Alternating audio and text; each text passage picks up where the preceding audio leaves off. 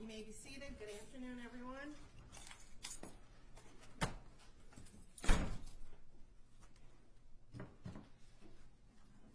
Detective Showers, please approach for the swear-to.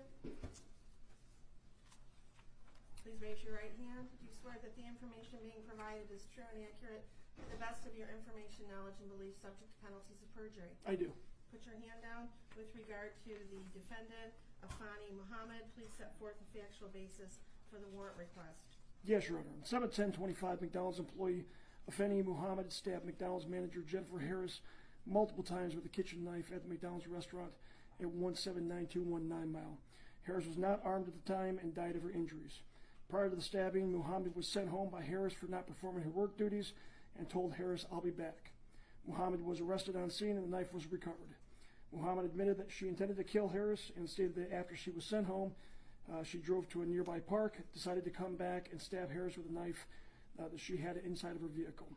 When Muhammad returned to stab Harris, she entered the back entrance with a hooded mask over her face in an attempt to conceal her identity and attempted to flee the scene after the stabbing, but was stopped by an armed customer.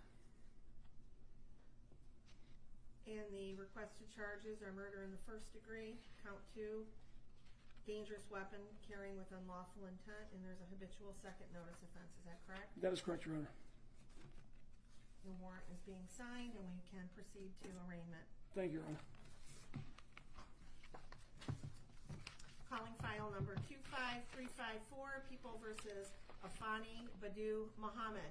Counsel, appearances for the record, please. Good afternoon, Your Honor. Sean Hayes, on behalf of the people. Thank you very much, Jennifer. Please, this honorable court, Matthew McConaughey, on behalf of Mrs. Muhammad, who does appear to be assumed. Your name, please, ma'am. Afeni Muhammad. Very good. You're here today for arraignment on the charges of murder in the first degree, premeditated, count 2, carrying a weapon with unlawful intent, and a habitual second notice. Mr. Licata, how does your client wish to proceed? Thank you very much, Your Honor. At this time, my client is asking the court to enter a not guilty plea. This matter set for a probable cause conference and a preliminary exam. I have advised my client of her rights, as well as the charges against her and the potential penalties. We are ready to proceed on those grounds. Very good. Ma'am, do you understand the nature of the charges against you to your satisfaction after talking to your attorney? Yes. Very good. I will go ahead and enter a not guilty plea on your behalf. Are you requesting a court-appointed attorney? Yes. I will appoint an attorney to represent you. We'll set this matter for a probable cause conference on July 23rd, 2025 at 1 p.m. The preliminary examination will be on July 30th, 2025 at 1 p.m. As to bond, Mr. Licata. Thank you very much, Your Honor. Just briefly, my client is 26 years old, does live in the great city of Eastpointe. Your Honor, my client is a high school graduate. In fact, is actually was taking some online classes for college for a physical therapy degree. Your Honor, there are some disturbing facts in this particular matter, but there are facts that haven't been brought out yet, and my client is extremely anxious to have those facts brought to light during the pendency of this case.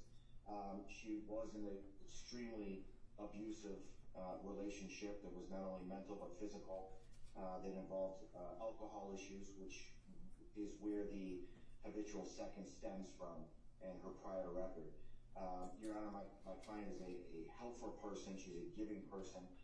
She's actually is credited with saving a life because of a 60-year-old who had skin cancer that she may go to the doctor to find out that that's exactly what it was, and that person is doing extremely well right now. I understand the facts that have been laid out today in the warrant, but at this time, Your Honor, we are asking the court to consider a bond in this matter that is appropriate, that my client can meet so that she can meet with her attorneys and prepare her for defense in this matter. Thank you. Thank you. On behalf of the people? Yes, thank you, Your Honor. Pursuant to court rule, the court is well within its authority to grant no bond involving any case involving murder. In this case, we are requesting no bond for this defendant. Also provided within the court rules are certain factors for this court to consider when determining whether to grant any bond at all, and in this case, we are requesting no bond as I indicated. First of all, the court can consider whether or not this defendant is a threat to the community.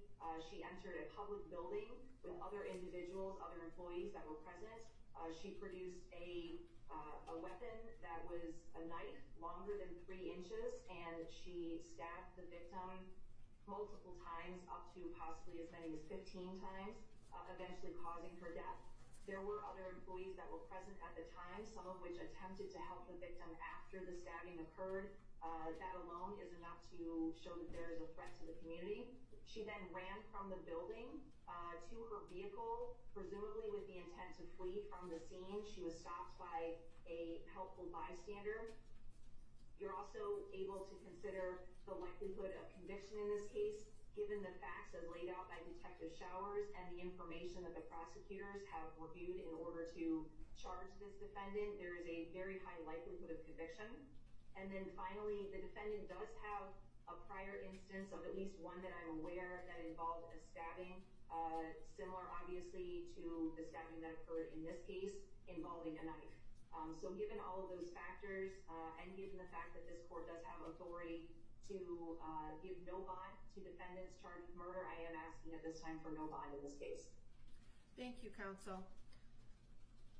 The court has reviewed the charges and the circumstances surrounding this case. The defendant is facing various serious charges, including murder in the first degree, which is one of the most serious criminal offenses in our state, carrying penalties up to life without parole. Additionally, carrying a dangerous weapon with unlawful intent further underscores defendant's potential threat to public safety. Defendant has a prior criminal record out of Virginia for malicious wounding.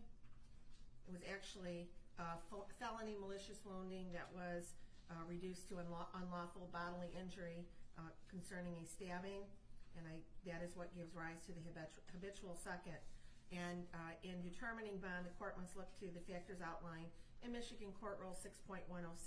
Number 1, the seriousness of the offense and the danger posed to the community.